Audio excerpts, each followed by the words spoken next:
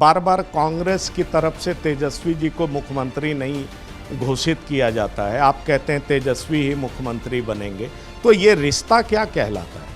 कांग्रेस ने कहा कि मैं मुख्यमंत्री दूसरा बनाऊंगा। आरजेडी ने कभी इस तरह का बयान नहीं दिया। आप मुकेश सहनी को कितनी सीटें देंगे आप कांग्रेस को? पहली बार हम लोग ने रणनीति बदल दिया।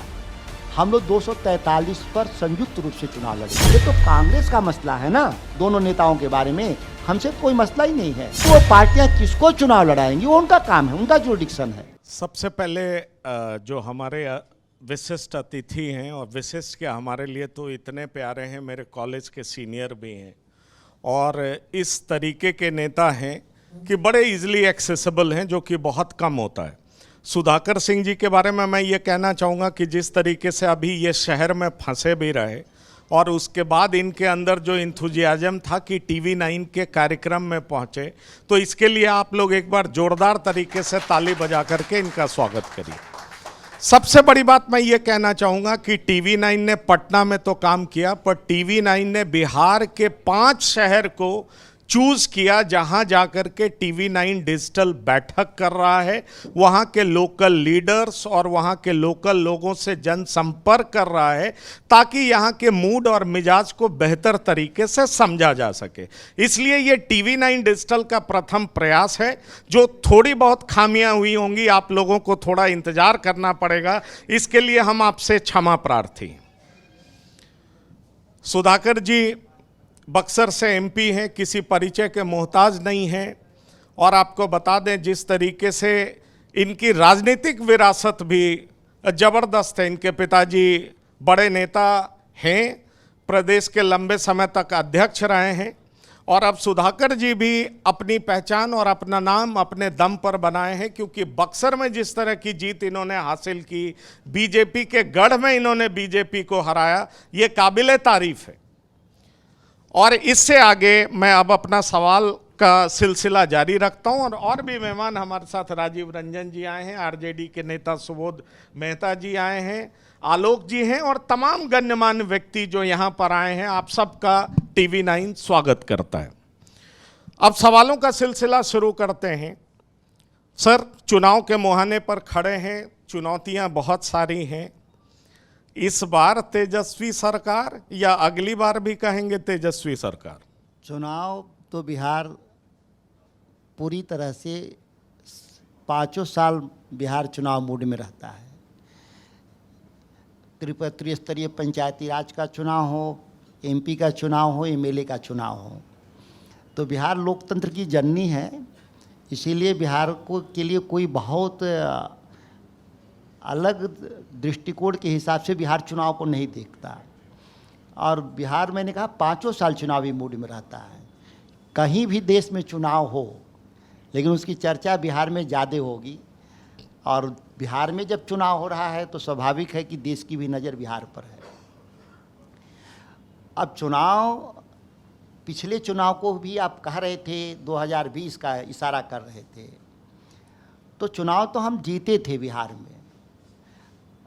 5-7 सीटें केवल पीछे रहने के लिए, केवल उसके लिए राष्ट्रीय जनता दल और महागठबंधन दोषी नहीं था, बल्कि जिस तरीके से चुनावी पूरे मैनेजमेंट को प्रभावित किया गया, और अंतिम क्षण में आप देखे होंगे कि हम जो बढ़त बनाए हुए थे, कुछ सीटों से लड़खड़ा गए। काउंटिंग की मैं बात कर रहा हूँ, 12 वोट से हारना, 100-150 वोट से हारना, तो ये ऐसा लोगों ने मैनेज किया चुनाव, इलेक्शन कमीशन, कि हम लोग कुछ वोट से, कुछ सीटों से पिछड़ गए थे। अब इस बार का जहाँ तक विषय है, आप देखेंगे कि फिर नए तरीके का इलेक्शन कमीशन ने षड्यंत्र रचा है, स्पेशल इंटेंसिव रिवीजन के जरिए, जो कि एक तरह से बिहार को आप पूरी जो सिचुएशन है, वार लाइक सिचुएशन है, कौन मतदाता सूची में रहेगा और कौन नहीं रहेगा, यह आज तक पता नहीं है। चुनाव की घोषणा के अंतिम तारीख तक बिहार के लोगों को यह जानकारी नहीं होगा। देखिए, केवल मतदाता सूची में नाम रहने से केवल मतदान का ही अधिकार नहीं है, बेसिकली चुनाव लड़ने का भी अधिकार उसी से हासिल होता है। तो बहुत सारे लोगों के मन में जिसका होगा चुनाव लड़ना है, वो खुद ही चिंतित हैं कि मेरा मतदाता सूची में नाम रहेगा कि नहीं। तो ये बहुत कठिन बिहार के लिए इस मामले में चुनाव होगा कि चुनाव आयोग निष्पक्ष नहीं रहा। नहीं, पर एक चीज जो मैं आपसे पूछना चाहता हूँ, ये अक्सर ऐसा होता है कि आप जब हार जाते हैं तो किसी न किसी तरीके से इंस्टीट्यूशन पर आरोप लगाते हैं। आप कर्नाटक जीते, अभी झारखंड जीते, पिछली बार आपने कहा 2020 में, ये सच बात है, आपने लड़ाई बहुत अच्छी लड़ी, पर आपके भीतर भी तो लड़ाई थी और शायद इसी वजह से 12,500 वोट से आप सत्ता के मुहाने पर पहुंच करके भी हार गए। लेकिन झारखंड में तो आपकी जबरदस्त जीत हुई। जहां जीत होती है वहां पर कोई जिम्मेदार नहीं होता, और जहां हार होती है वहां चुनाव आयोग जिम्मेदार होता है, वहां कई इंस्टीट्यूशंस जिम्मेदार होते हैं। क्या हार को आप लोग दिल से एक्सेप्ट नहीं कर पाते हैं और इसीलिए हार का ठेकरा किसी और पर फोड़ते हैं? देखिए, आप जिस ज़बरदस्त जीत को कह रहे हैं वो आंकड़ों के आईने से देखें तो वोट शेयर 1-2% के ही आंकड़े में चुनाव हम लोग जीत रहे हैं या 1-2% के आंकड़े में ही हार रहे हैं। इसीलिए बहुत कैलकुलेटिव तरीके से बीजेपी लगातार कई उनके जो सर्वे एजेंसियाँ हैं उसके जरिए स्टडी कर रहे होते हैं कि कितना % हम वोट मैनेज कर लेंगे तो चुनाव हम जीत जाएंगे, क्योंकि उनके पास रिसोर्सेज का जो ह्यूज रिसोर्सेज पर वो आज खड़ा है। बाकी लोगों के पास वो प्रिविलेज नहीं है, विपक्ष के पास तो एकदम ही नहीं है। अब ये आप देखेंगे SIR में 20% वोट काट लेना चाहते थे, खुद इलेक्शन कमीशन कह रहा था कि हम 20% बिहार के मतदाता सूची से बाहर कर देना चाहते थे। 8% पर अभी रुका हुआ है। सवाल ये है इलेक्शन कमीशन के उस बहुत ज़रूरी है। देखिए, मैं मुद्दे पर आऊँगा जो जानना चाहते हैं, लेकिन यह भी बहुत जानना जरूरी है कि जब फ्री एंड फेयर नहीं वोट होगा तो हम तमाम बात कह के भी क्या करेंगे। नहीं, पर मद्रास हाईकोर्ट में PIL दाखिल किया गया और इस पे जो PIL जिन्होंने दाखिल किया उनको पेनलाइज किया गया है और PIL रिजेक्ट कर दिया गया। किस चीज अब के लिए? इसी में SIR की बात कर रहा हूँ। दूसरी बड़ी बात मैं ये कर रहा हूँ कि सुप्रीम कोर्ट ने, ठीक है, आधार कार्ड एक्सेप्टेबल हो ये मान लिया है, पर जो आप आरोप लगा रहे हैं उसमें सुप्रीम कोर्ट भी तो आपके साथ खड़ा दिखाई नहीं पड़ रहा। देखिए, माननीय सुप्रीम कोर्ट जब देश में संविधान लोकतंत्र जब अपना रहे थे तो उसमें बहुत साफ है कि पूरी चुनावी प्रणाली में सुप्रीम कोर्ट का रोल नेग्लिजिबल था। आप जीरो तो नहीं कह सकते क्योंकि सुप्रीम कोर्ट सुप्रीम है, लेकिन नेग्लिजिबल था। पहली बार चुनाव के मसले में सुप्रीम कोर्ट सुन रहा है। यह भी भारतीय इतिहास में 75 साल में पहली बार हो रहा है कि आफ्टर पोल इलेक्शन कमीशन के कामकाज की समीक्षा करता था माननीय सुप्रीम कोर्ट, और इस बार प्री पोल समीक्षा कर रहा है। यह भी 75 साल में पहली बार हुआ है। अगर उनकी मंशा साफ रहती इलेक्शन कमीशन का तो माननीय सुप्रीम कोर्ट इंटरवेन नहीं करता, क्योंकि यही संविधान विशेषज्ञों ने इसी बात की आशा रखा था। अगर सुप्रीम कोर्ट या कोई भी एजेंसी अगर इंटरवेन करेगी तो चुनाव कभी पूरा नहीं होगा इस देश में। लेकिन इलेक्शन कमीशन का जिस तरीके से जो रवैया था एक्सक्लूजन का, वोटर को बाहर निकाल देने का, यह तो संविधान निर्माताओं ने विश्वास ही नहीं किया था। वो तो एक ही शर्त ही रखा था, वयस्क मताधिकार। उसने बाकी किसी शर्त को नहीं माना था। और वयस्क मताधिकार से आज आप जो दस्तावेज मांग रहे हैं वो दस्तावेज सेचुरेटेड नहीं है, 100% पीपुल्स के पास नहीं है। कौन ऐसा दस्तावेज इस देश में दिए हैं जो 100% जनता के पास हो? वो एक ही दस्तावेज है, वो है केवल आधार कार्ड। हम आधार से असहमत होना एक अलग बात है, हम असहमत दूसरे कारणों से हैं। असहमत है कि हम एक पुलिस स्टेट के रूप में उस टेक्नोलॉजी और टूल्स का इस्तेमाल करना चाहती है सरकार, हम उस मामले में असहमत हैं। हम बाकी चीज़ों को लेकर, आधार को लेकर असहमत नहीं हैं। एक बात को समझा जा, लोग बार बार कहते हैं आप तो आधार विरोधी हैं। मेरे व्यक्तिगत तौर पे मेरी राय को देखें, पार्टी के रूप में राय देखें, पूरे लार्जर पॉलिटिक्स के नज़रिए से देखें तो हम आधार के विरोधी रहे हैं, वो अभी भी हैं। ये क्यों हैं? कि उस डेटा का दुरुपयोग लोग करना चाहते हैं। सरकार में पुलिस स्टेट के रूप में सर्विलेंस पे हर इंसान को रखे हुए हैं आधार कार्ड के जरिए कि आप कहाँ मूव कर रहे हैं, क्या आप कर रहे हैं। हम उस नज़रिए से उसके विरोधी हैं। लेकिन मतदाता सूची में वो आधार कार्ड को क्यों नहीं इस्तेमाल हो सकता है, इसका सही जवाब इलेक्शन कमीशन के पास नहीं है। नहीं, मैं आपसे सहमत हूँ, सही जवाब नहीं है, मैं बहुत हद तक सहमत हूँ, लेकिन मेरा अगला सवाल होगा कि इसी स्टेट में कई जिले में आधार का परसेंटेज 100% से ज़्यादा है, ये कैसे हो सकता है? यही बात मैं आपसे पूछ रहा हूँ। और दरअसल अगर हम बिहार और बंगाल की बात करें तो ये आज से नहीं, कब से ये बात चला आ रहा है कि घुसपैठिए बहुत ज़्यादा घुस गए। ये भी तो हकीकत है। कई सारे ऐसे लोग हैं जिनका आधार गांव में भी बन गया है, शहर में भी बन गया है, गांव उनका पैतृक निवास है, पिताजी नौकरी मुजफ्फरपुर में कर रहे हैं, उनके बच्चे दिल्ली में रहने लगे हैं। तो ये समझ में नहीं आता कि ये 3-3 आधार कार्ड होल्डर कहां कहां वोट करेंगे। ये भी तो एक बड़ा सवाल है।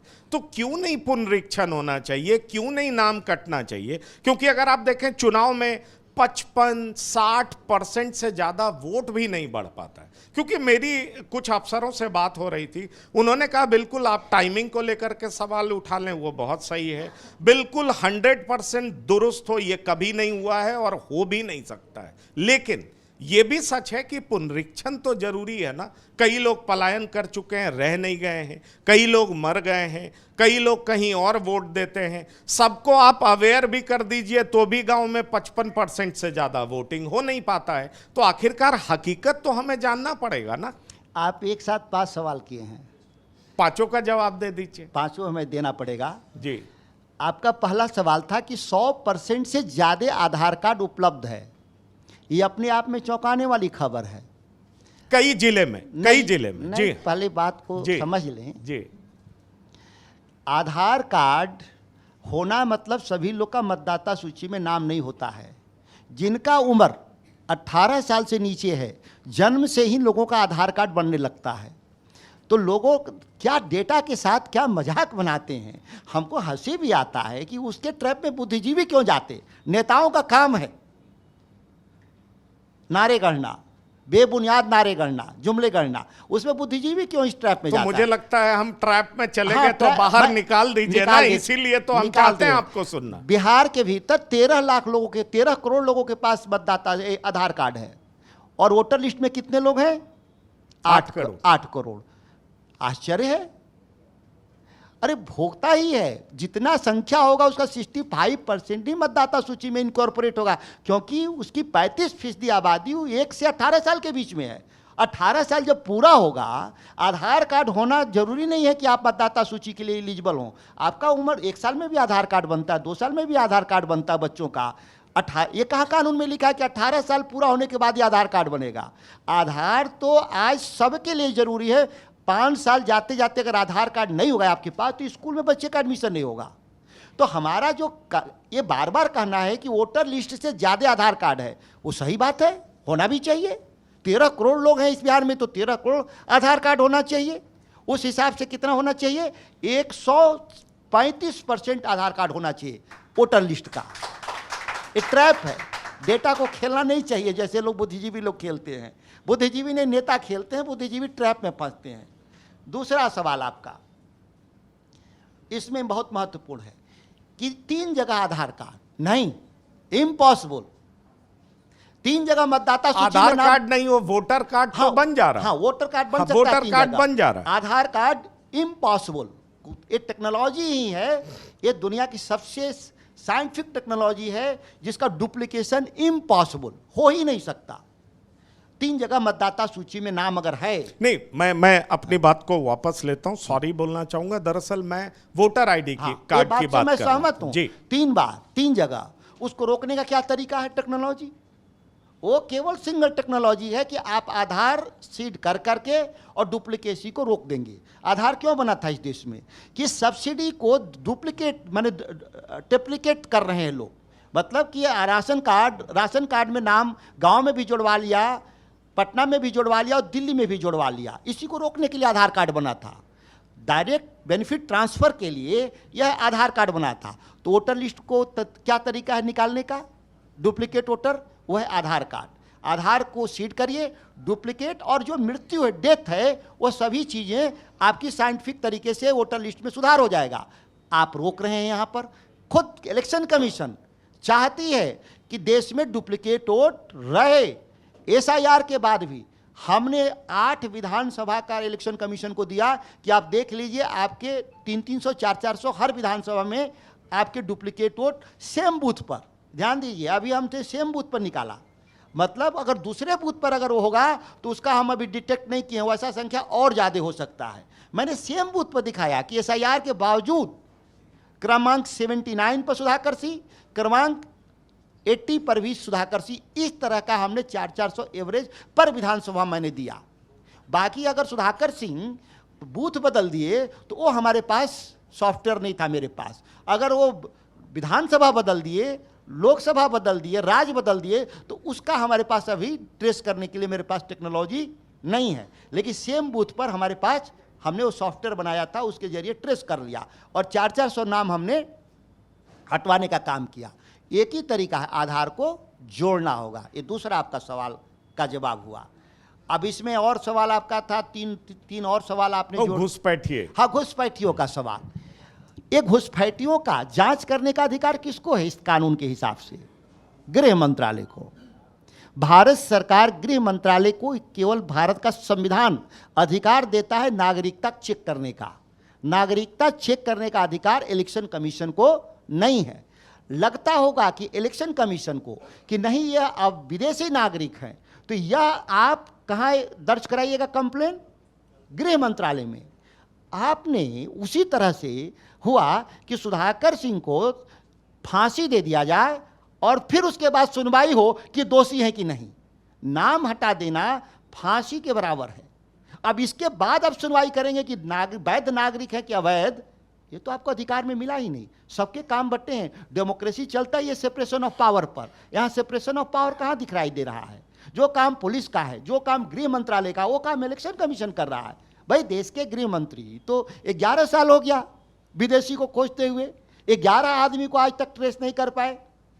भाजपा की सरकार 11 साल में 11 घुसपैठिए के बारे में पता नहीं कर पाई। वो काम अब इलेक्शन तो कैसे कमीशन पता करती? सारा कुछ ये voter ID card, ration card सब तो लोकल सरकार बना देती है। बंगाल में देखिए 2 करोड़ लोगों का, यही ममता बनर्जी जब विपक्ष में थी तो कहती थी 2 करोड़ घुसपैठिए हैं यहाँ पे, और यही जब सत्ता में आई है तो उनके लिए बिल्कुल लड़ाई करती। मैंने कहा कि नेताओं के बयान बदलेंगे। हर बांग्ला भाषी को बांग्लादेशी समझने की भूल नहीं करना चाहिए इस देश में। सबसे आश्चर्यजनक बात है पंकज जी, बांग्ला भाषी होना और बांग्लादेशी होना दोनों अलग अलग चीज है। यहाँ हर बांग्ला भाषी को बांग्लादेशी साबित करने का प्रयास जो कर रहे हैं वो भारत के लिए अनुकूल माहौल नहीं है। मैं चूंकि आपका समय भी कीमती है, बहुत सारे सवाल मुझे पूछने। आपको लग रहा है कि लोकतंत्र खतरे में है? आप ये एक और सवाल था उसमें, 55% वोटिंग क्यों? हम तो इसी बात के लिए, ये बहुत महत्वपूर्ण है बिहार के लिए, ये बहुत जेन्युइन सवाल है बिहार के लिए। 55-60% क्यों वोटिंग बिहार में? भाई, पलायन है इस बिहार से बेरोजगारी के चलते, और कहा गया था कि हम पलायन को रोक देंगे। जो 20 साल से जो सत्ता में लोग हैं, नीतीश कुमार, उनसे पूछा गया था कि आप जब सत्ता में आएंगे तो क्या, किन मुद्दे पर काम करेंगे? वो पूछिए कौन था मुद्दा? ये बात भूल जाते लोग। वो कहे थे कि सुशासन का राज लाएंगे और पलायन को रोकेंगे। इसी 2 मुद्दे पर चुनाव लड़े थे नीतीश कुमार। सुशासन के राज के क्या कहने? आप मुजफ्फरपुर की धरती पर हैं, मुजफ्फरपुर कांड हुए और इस कांड के मुखिया के यहाँ नीतीश कुमार बर्थडे केक खाने आते थे। ये सुशासन की सबसे बड़ा दर थी। हम उस पर भूल जाए, छोड़ दीजिए। लेकिन ये पलायन, आप बालगृह कांड की बात कर रहे हैं? बालिका बालगृह कांड मुजफ्फरपुर, जिसमें कई लोग की मौत हुई और वो लोग जेल में हैं, जिनके बेटे जो कौन ठाकुर थे, ब्रजेश ठाकुर, उनके बेटे के बर्थडे में केक खाने माननीय मुख्यमंत्री जी बाय रोड आते थे मुजफ्फरपुर। क्या शानदार रिश्ते थे।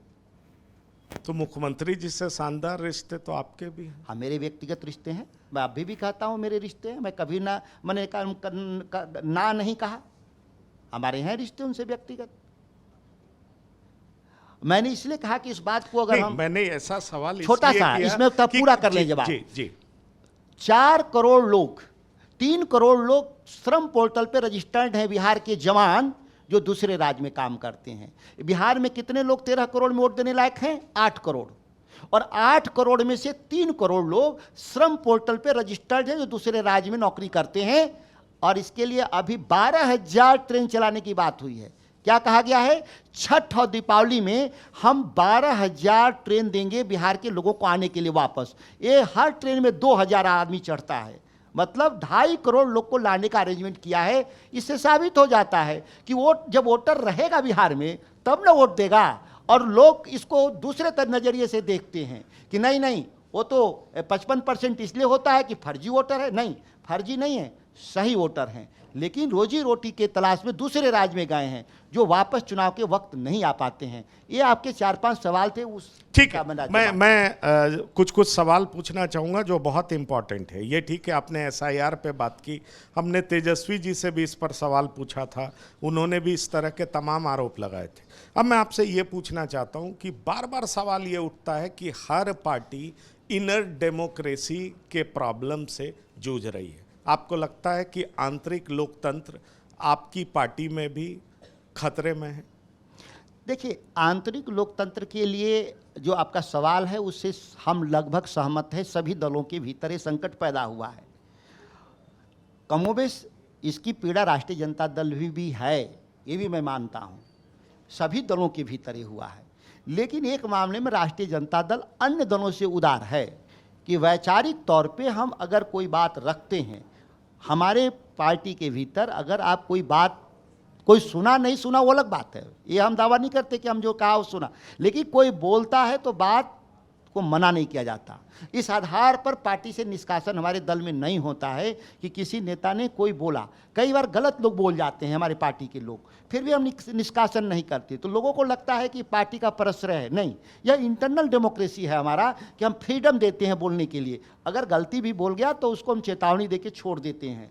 एक उसकी अच्छाई भी है इस मुद्दे को लेकर, बुराई भी है कि आप गलत बोलने वाले को भी आप नहीं निकालते, आप उसको आज दूसरा पक्ष देखते हैं। मैं एक सकारात्मक पक्ष देता हूं कि अगर हमने गलती भी बोल दिया तो भी पार्टी हमको एक्सेप्ट करती है, निकालती नहीं। तो ये आंतरिक लोकतंत्र थोड़ा हमारे पार्टी में है। अन्य दलों के भीतर तो आप उम्मीद नहीं करें, खासतौर से भाजपा में, कि कोई अलग गलत व्यक्ति राय रखा तो सुबह इसका निष्कासन होता है।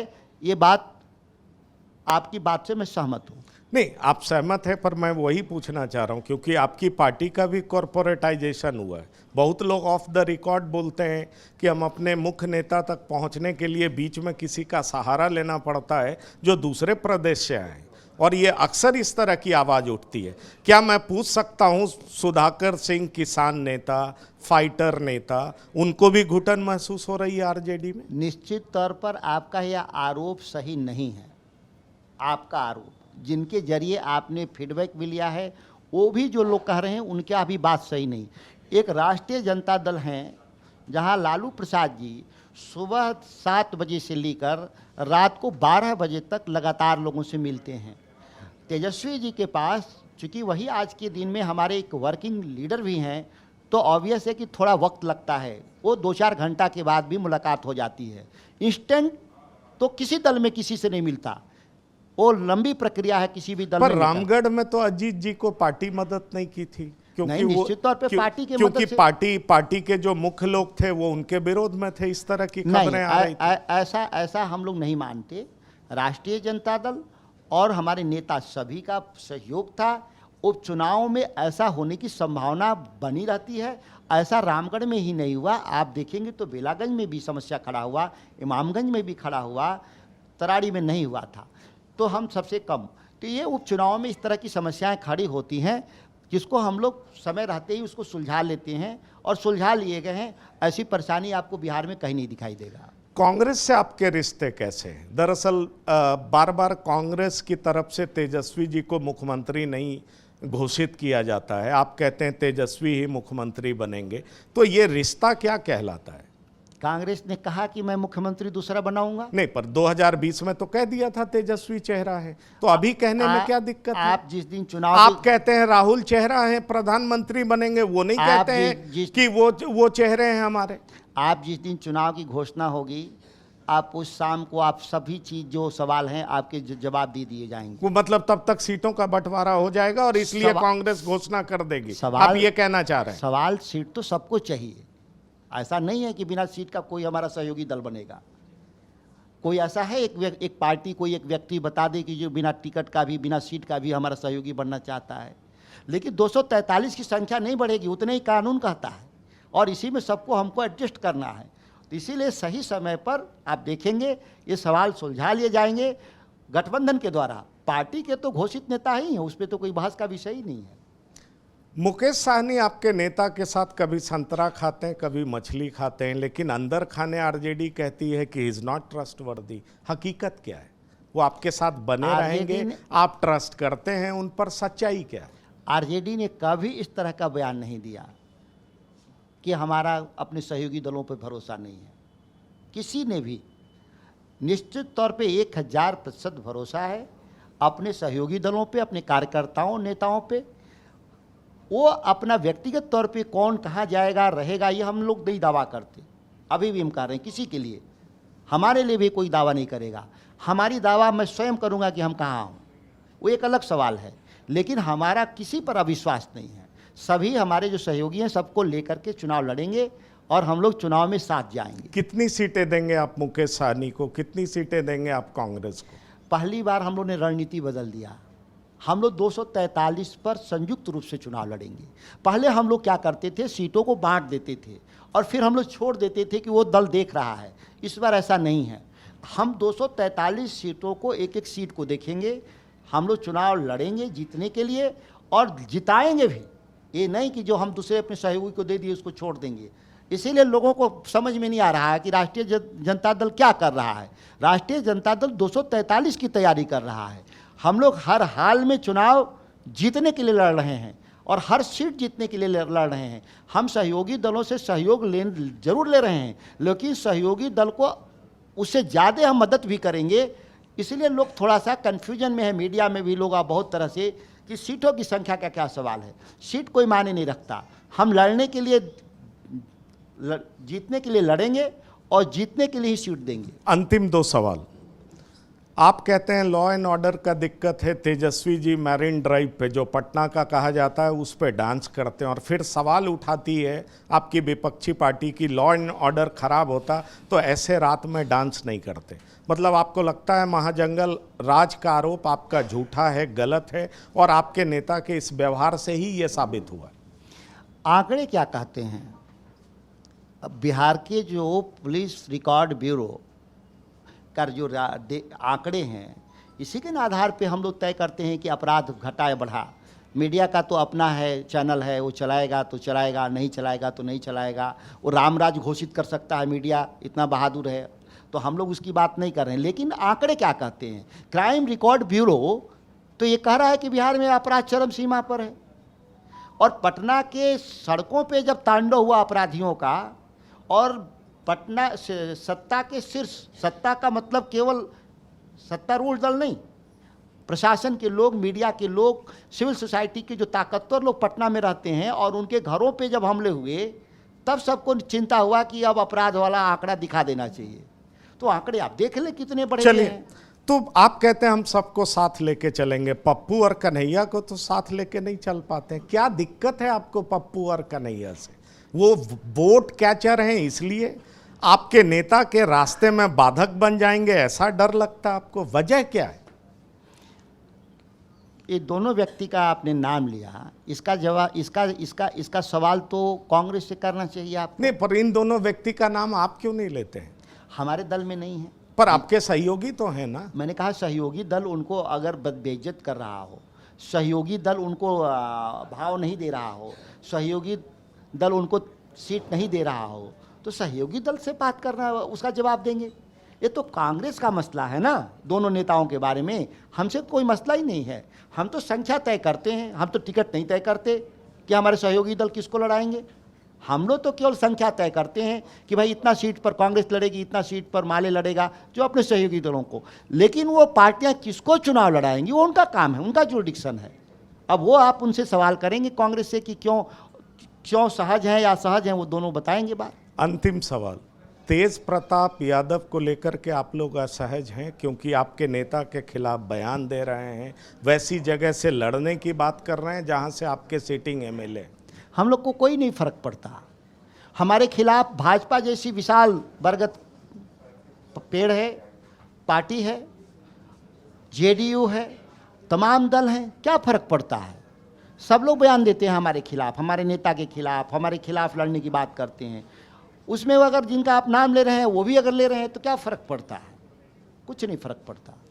चलिए सर, आप TV9 के प्लेटफॉर्म पर आए और आपने बहुत ट्रैफिक का सामना किया, लेकिन हर सवाल का बड़ी साफ गोई से जवाब दिया, इसलिए TV9 के मंच पर आपका बहुत बहुत धन्यवाद और शुक्रिया। चाहता तो मैं बहुत सवाल पूछना चाहता था, पर समय की कमी है, आपको भी कहीं जाना है, इसलिए एक बार फिर से आपका धन्यवाद करूंगा और अपने दर्शकों से गुजारिश करूंगा कि आपका स्वागत करें, सम्मान करें, क्योंकि आप कीमती वक्त निकाल करके हम तक पहुंचे। धन्यवाद। आपको भी बहुत धन्यवाद।